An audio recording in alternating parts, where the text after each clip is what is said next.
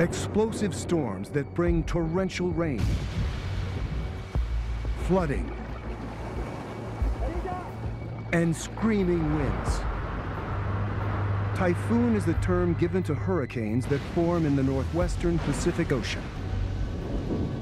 Hurricanes and typhoons are some of the most massive storms on the planet.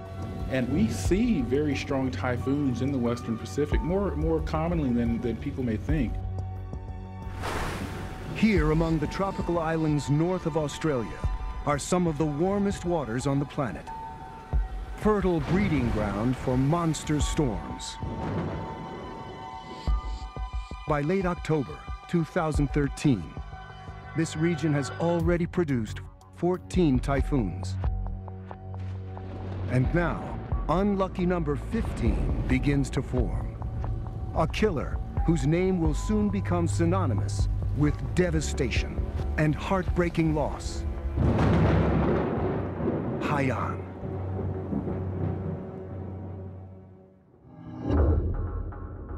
Eight days before it reaches land, Haiyan begins as what's called a tropical depression, a system of thunderstorms with winds less than 30 miles an hour near Micronesia.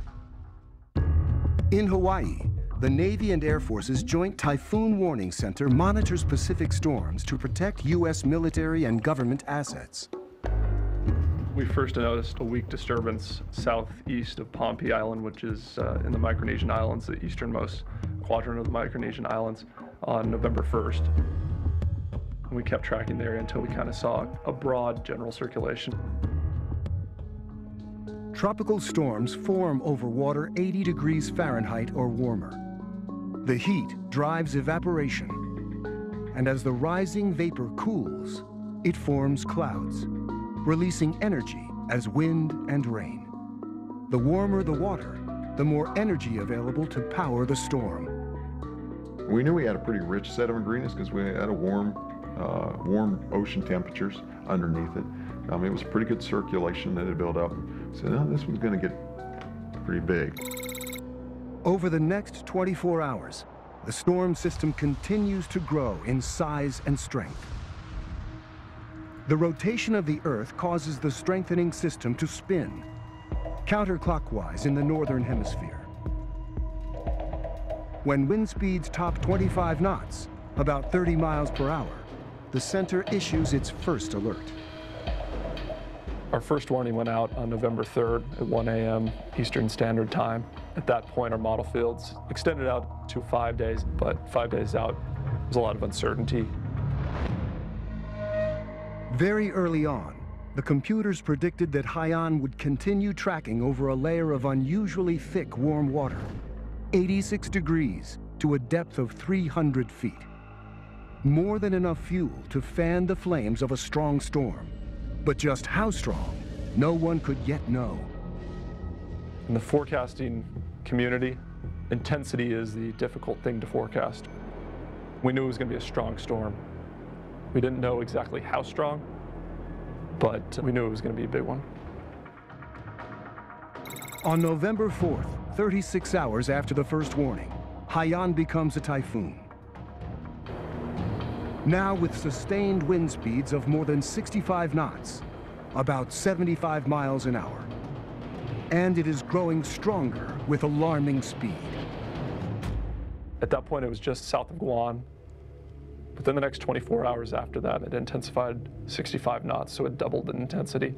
And at that point, we were tracking it at 130 knots. 130 knots is considered a super typhoon.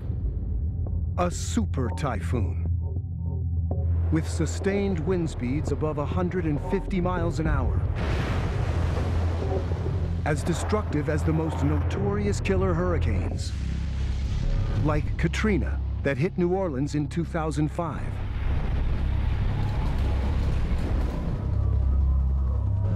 Andrew, that hit Florida with a 17-foot storm surge in 1992.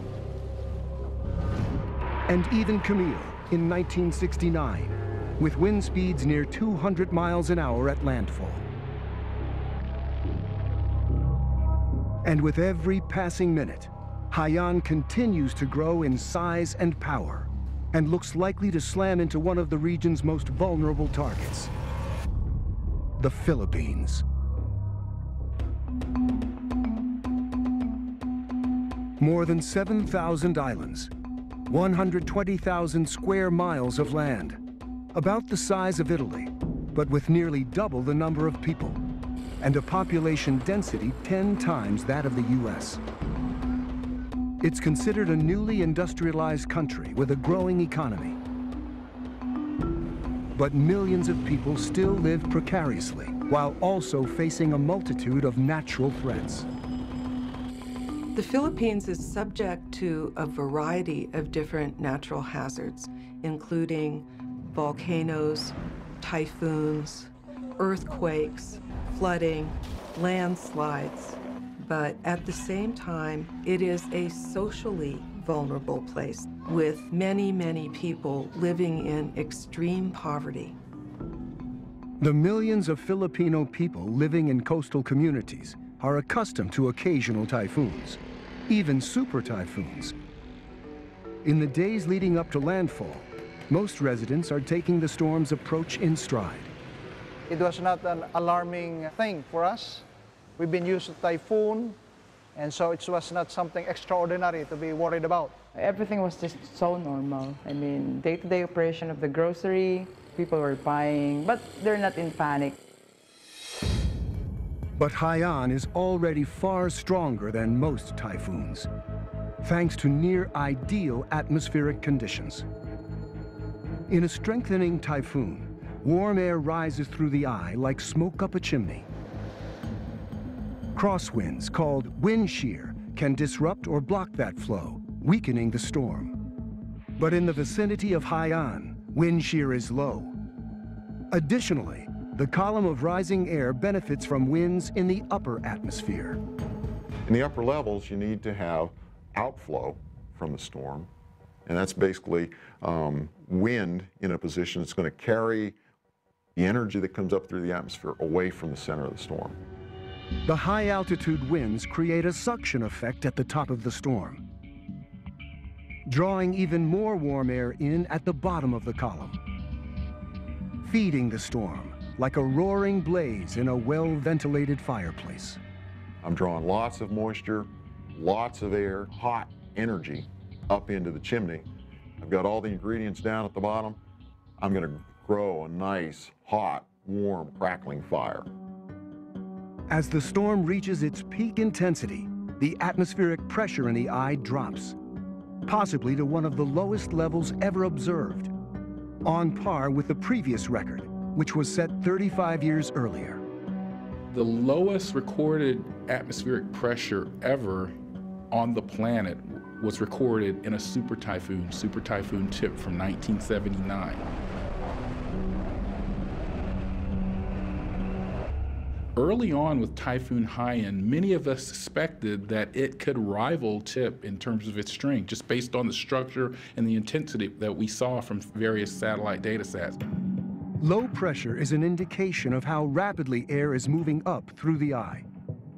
Looking down at the top of the storm, satellite images also reveal that there is heavy outflow at high altitude. Not one, but two streams of warm air. We were able to identify what we call dual channel outflow. That means you have an enhanced outflow situation, which just allows that system to breathe better, vents better, allows it to grow and intensify even more.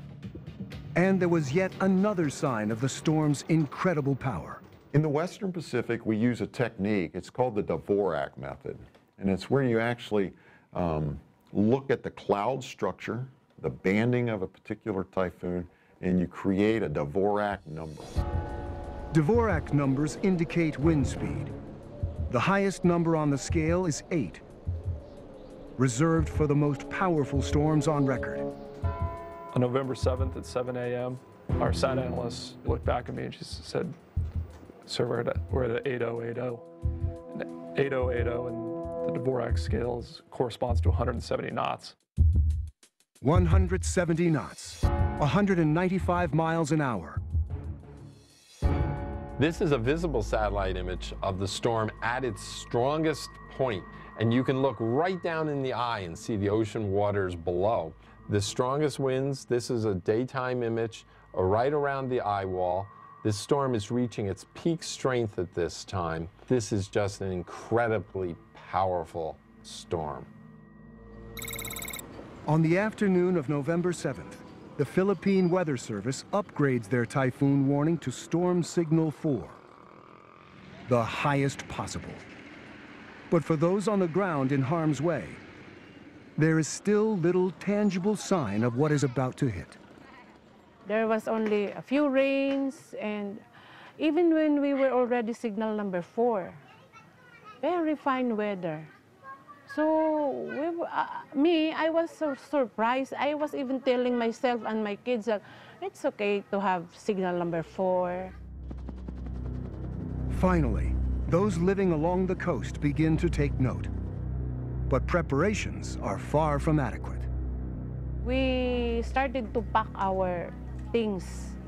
We buy plastics, cellophanes, big cellophane, plastic cellophanes, and then we put the books, our TV, we cover it with cellophane.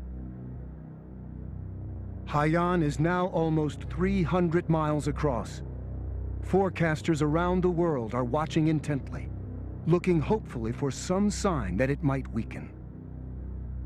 As Haiyan approached land and the forecasters got better data from satellites, it became very clear that this was a storm of unusual intensity. We were looking at a potentially catastrophic storm.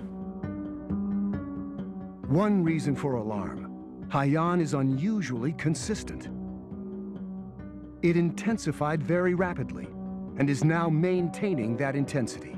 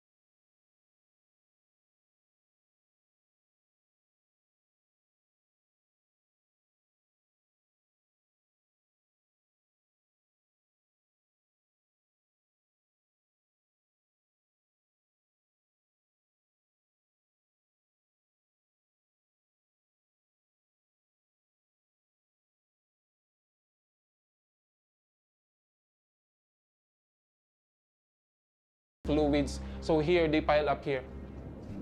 Normally, seeking shelter on a low floor offers protection from the wind and rain.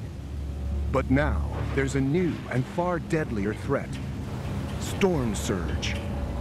Storm surge is one of the most hazardous aspects of any typhoon or hurricane. This storm was so intense and had been developed for so long across the ocean that it had an incredible amount of water behind it. As this was coming on shore, the storm surge was as high as 20 feet. A storm surge begins when wind pushes water across the surface of the ocean. That displacement pulls more water upward from below. If the storm maintains its strength, the continuing churn sets up a vertical circulation, an underwater wave. The warmer the water, the larger the storm, the faster the winds, the bigger the wave. As it approaches land and the water becomes shallower, the wave bulges upward, causing sea level to rise. The incredible intensity of Haiyan drives a huge storm surge, which is now crashing over the coastline. It's unlike anything the people here have experienced in the past. With water now just seconds away from the hospital, the decision to move patients lower in the building has put them all in grave danger. The first water was up to here, clear, here only clear water. Then after that, we see the surge, the wind, and the flood, which was up to here, that was thick as the color was black, blackish water was coming. We try to assist our patients and to get at the second floor, to get up so that we will be saved. At the local church, the wind has destroyed the roof. So when the surge pours into the ground floor, there's nowhere to hide. And I said, okay, I cannot go up and take refuge, but I could not go down anymore because of the water was rising up here. So that's the thing. So it's either the water or the wind. It's almost like the devil and the deep blue sea. Almost every typhoon brings some flooding, but this typhoon is something else entirely. In minutes, the storm surge ravages the coastline, sweeping away weak buildings, bringing floodwaters 20 feet deep. One reason for the extreme height of the surge is Tacloban's location. The city happens to sit inside a relatively shallow, protected bay. As the surge approaches, the shallow offshore terrain pushes the water up.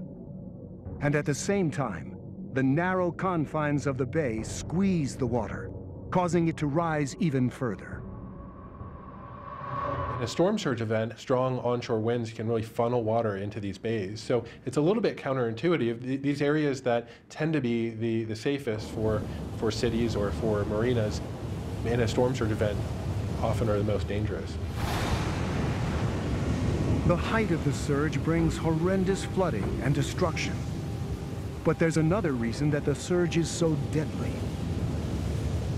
The exceptional thing about this storm surge with Super Typhoon Haiyan was the speed at which it came into some of these areas, like around the city of Tacloban.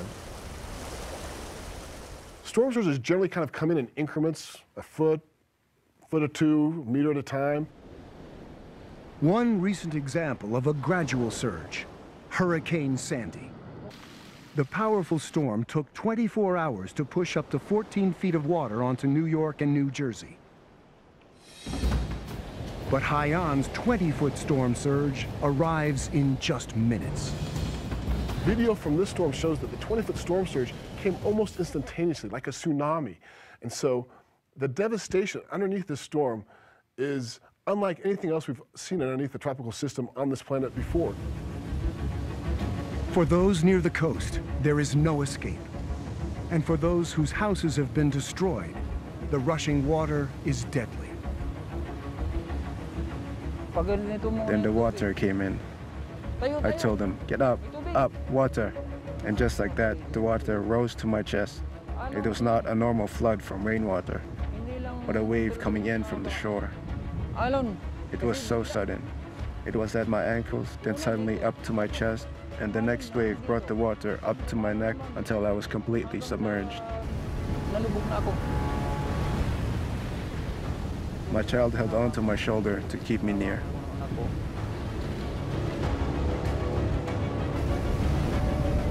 It is rapidly shifting winds offshore that are causing the surge to come in with the speed of a tsunami. As the rotating storm approaches, the first winds to strike the bay come from north of the eye, blowing north to south. That powerful force initially shoves water away from the city. The winds were actually blowing offshore, and that was keeping the water away, or even producing what we call a negative storm surge, where sometimes water is actually pushed out of the bay. Then, as the storm passes, winds coming from south of the eye, blowing in the opposite direction, come into play. Water rushes back into the bay, pushed powerfully forward by the reversing winds. And that's what produced the sudden, dangerous and deadly storm surge. The city of Tacloban is inundated. At the hospital, the staff uses floating mattresses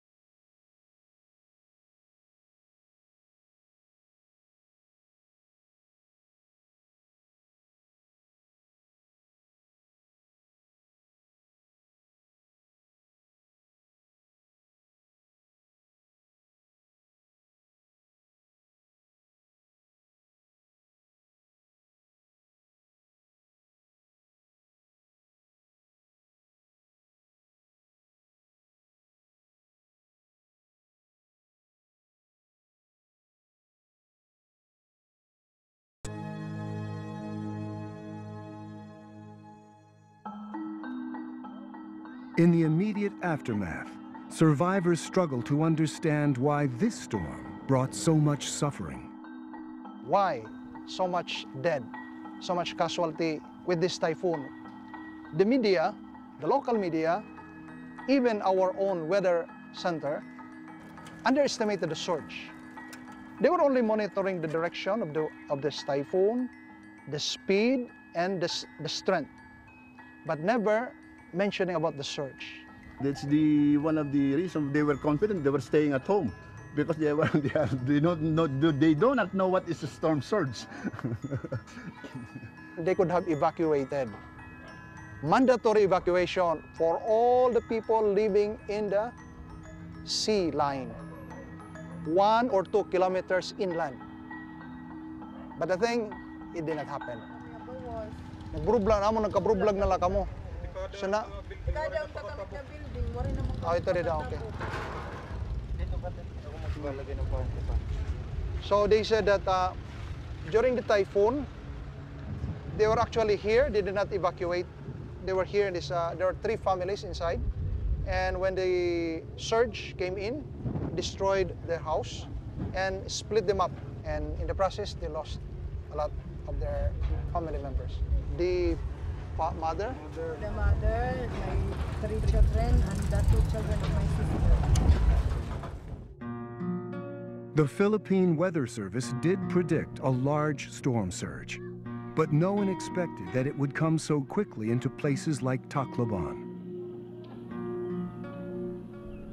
Part of the challenge is in the difficulty of predicting just how intense a typhoon will be at the moment when it reaches land.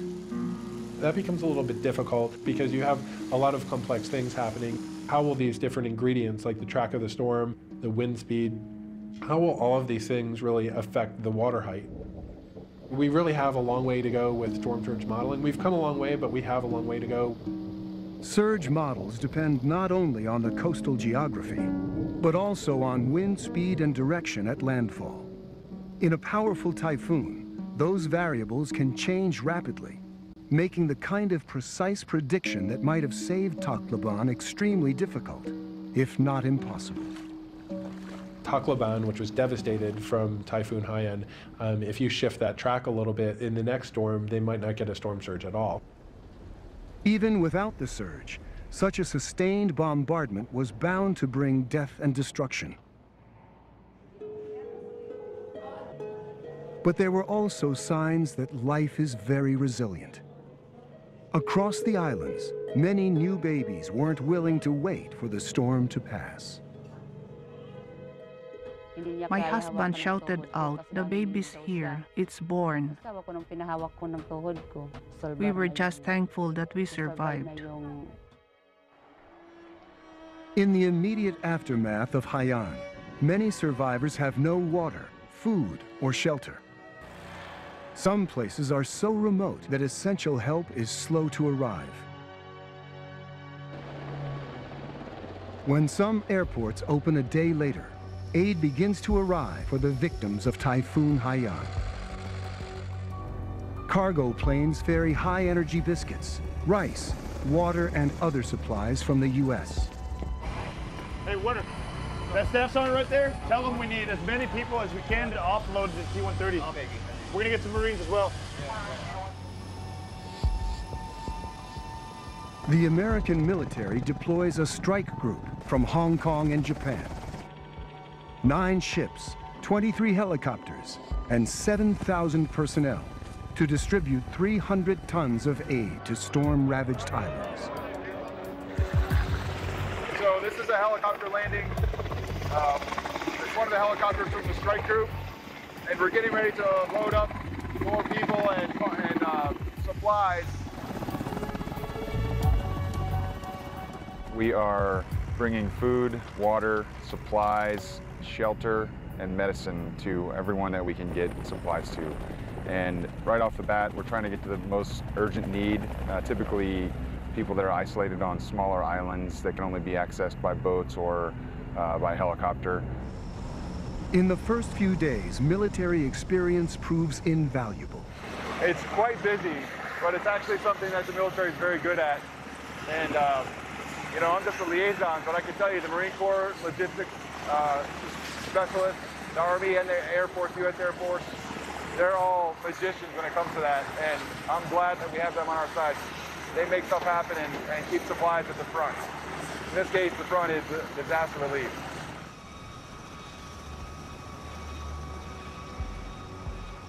In the immediate phase after a storm like this, we're trying to do 2 things. We're trying to rescue people who are in life-threatening situations, and we're trying to provide them care to save their lives. And then the second phase is to keep people safe and alive who survived the initial impact, because after about 72 hours, after about 3 days, people who survived but now need things like clean water, antibiotics, shelter, and didn't get it are not surviving. The military response is critical. Equipped to move quickly and able to reach inaccessible places, they are the first to arrive.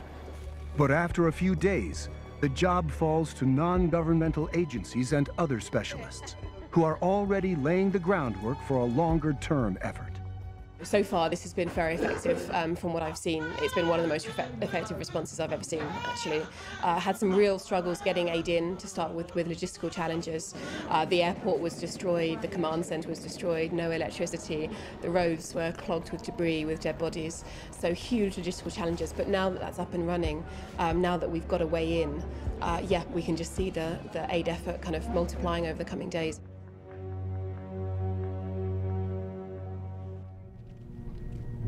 As the slow and difficult process of rebuilding gets underway, questions are being asked about whether this latest killer storm is linked to climate change. Greenhouse gases like carbon dioxide generated by burning fossil fuels are building up in our atmosphere, insulating our planet, holding in more of the sun's heat and driving the temperature up. What role do these rising temperatures play in the intensity of storms? Typhoon Haiyan was not caused by global warming. Global warming or a warmer environment could have exacerbated Typhoon Haiyan. Typhoon Haiyan was going to happen because it had the energy and it had the atmospheric conditions ready for it to develop. Some scientists feel that it may not have a consequence in terms of the frequency of these storms, but it may have a big consequence in terms of the intensity of these storms. One of the great myths of climate change is that it's controversial among scientists. It is not. 97% of all scientists who actually work on climate agree. The only sensible approach is to regard this as a problem of risk. There will never be certainty.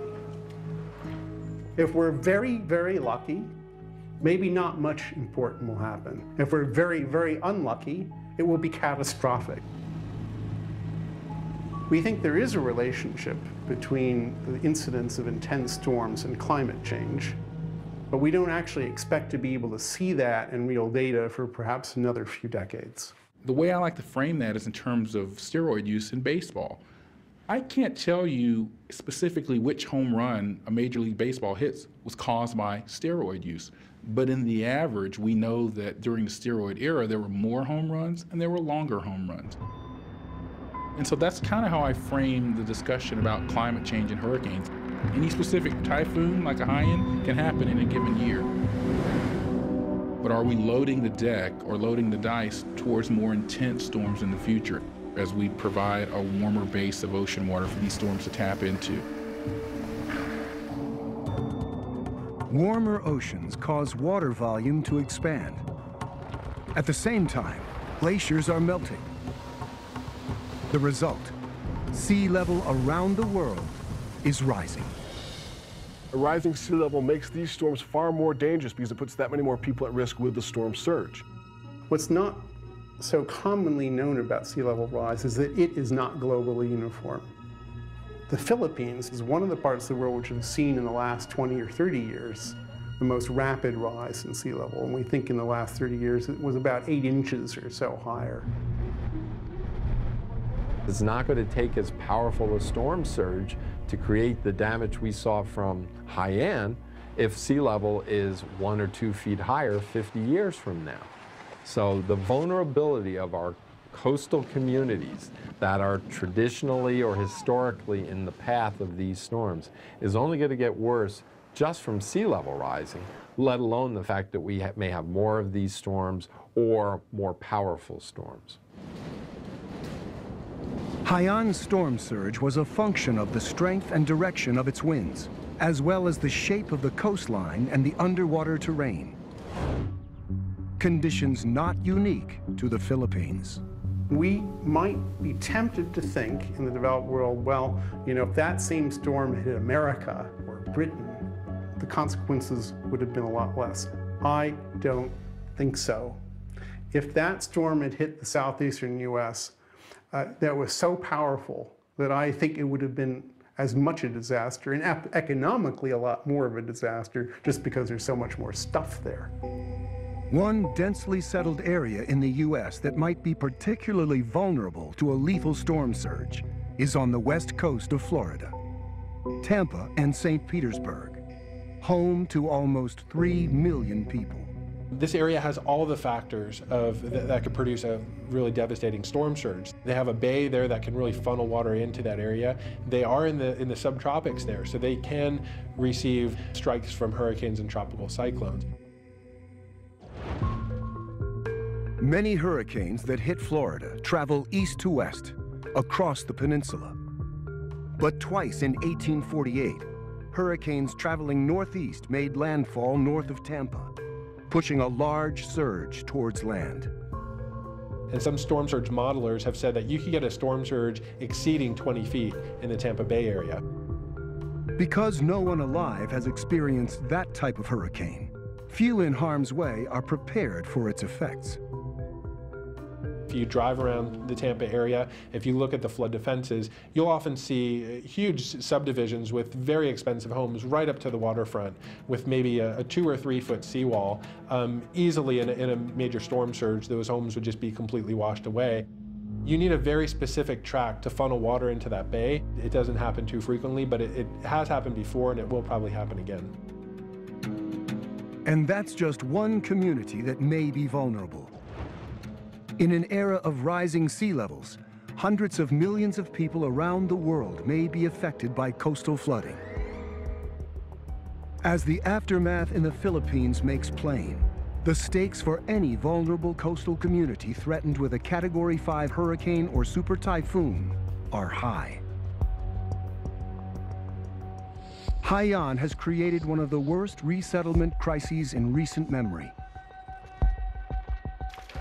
An estimated 4 million people have been displaced, more than twice the number made homeless by the deadly tsunami that struck Indonesia in 2004.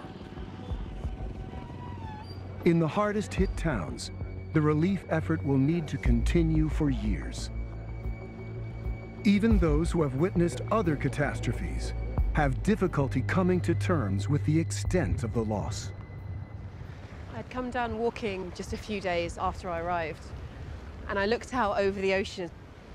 I remember seeing a boat out on the sea and thinking that, oh, that's great, they're fishing again. It's a sign of resilience. Look how quickly they've got past the disaster. And it took a little while, I think, for my brain to kind of catch up with what my eyes were seeing. And then I realized that they weren't fishing, they were pulling dead bodies from the water. And all along the beach, they'd lined up dead bodies, and lots of them were children. And that was kind of the moment for me that the enormity of what had happened here kind of came crashing down around me. In the town, sick and injured people flooded into Bethany Hospital. Nurse Paulo Pardilla worked tirelessly to save lives, but he had no idea if his own family was dead or alive. I have no communication with them because the cellular phones, the link of communication was shut down, but I was just praying that my family was safe. Paulo spent 24 hours helping in the hospital. Then he walked to his home in a village on the outskirts of the city. There was no transport. Everything was in ruins. He had no idea what he would find. It took him a day. But to his relief, his mother and family were all alive. This is the first time in my life. This is the strongest storm I ever experienced. Paulo's brother's family next door also survived, but their house did not.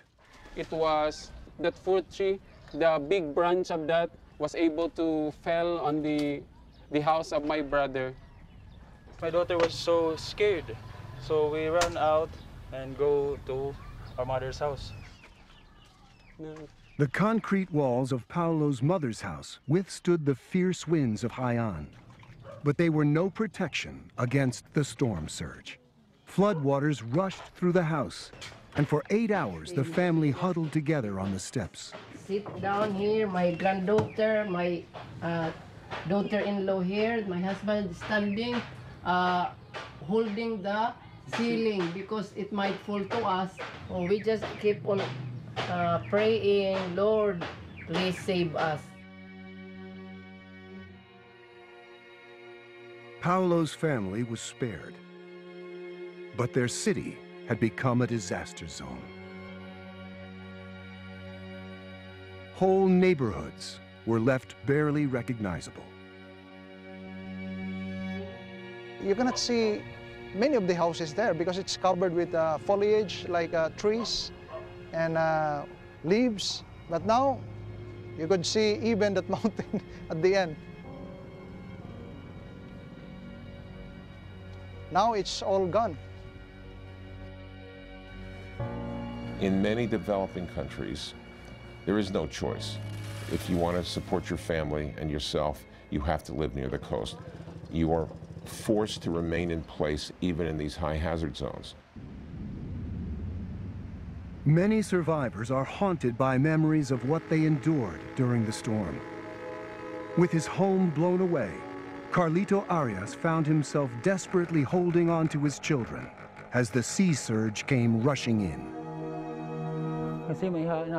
My child held on to me, but the next wave took me far away from them.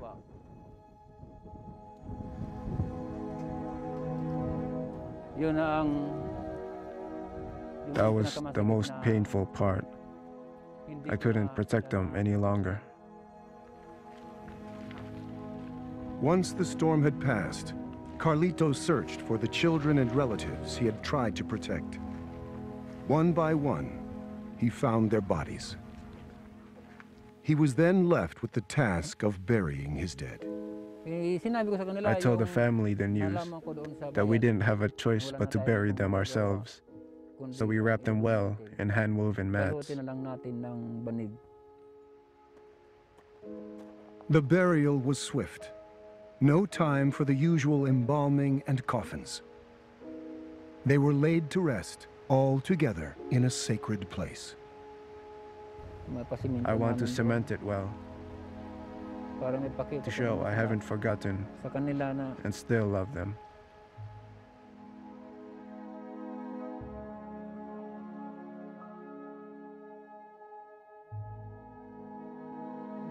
I don't think anybody could have dealt with this typhoon because it was so out of the normal range of intensities.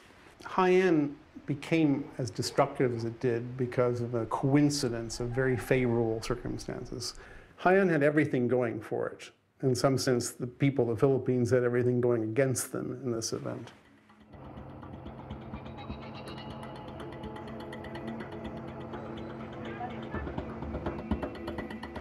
Among the millions of people left without a roof over their heads are Georgina Bulasa and her husband. That is my husband, building a house, a very simple one. He's just using whatever is usable now. Besides, we do not have the money to buy materials, and there is no store that is open. So me and my husband is hoping that in due time we will be able to start anew again.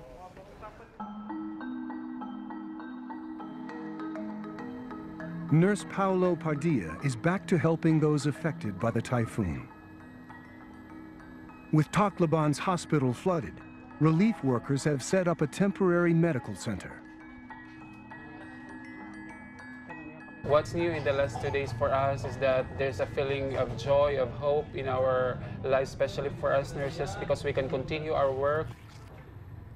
Today, our hospital is not yet opening or not yet in service, so the tent hospital is a means for us to continue rendering care and service to the people, especially those affected by the typhoon.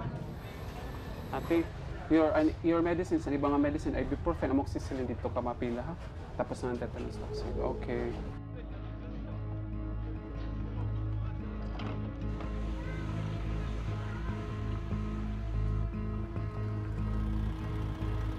The Philippine government estimates the cost of reconstruction at around $8 billion. In the affected area, key industries, such as agriculture and fishing, have all but been destroyed.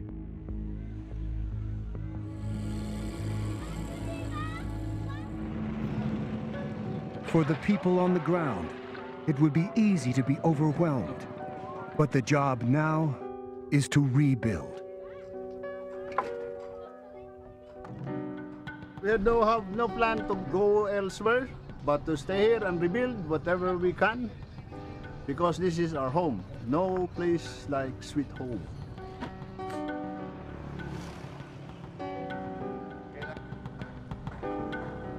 The priority for Father Hector is his parish. This is a religious community, and for many, the church is needed more than ever. We always have that strong spirit to rebuild in our own little way, in our own simple way. We don't have a roof on our head, but the thing is, they would do their best to celebrate that Mass. And I believe they would be coming in to be grateful to God for their lives.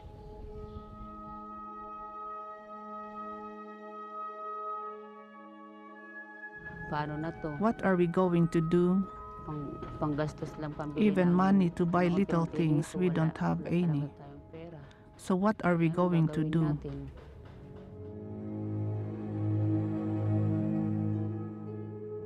We're hoping, that big hope, that slowly we are going to make it back to normal again.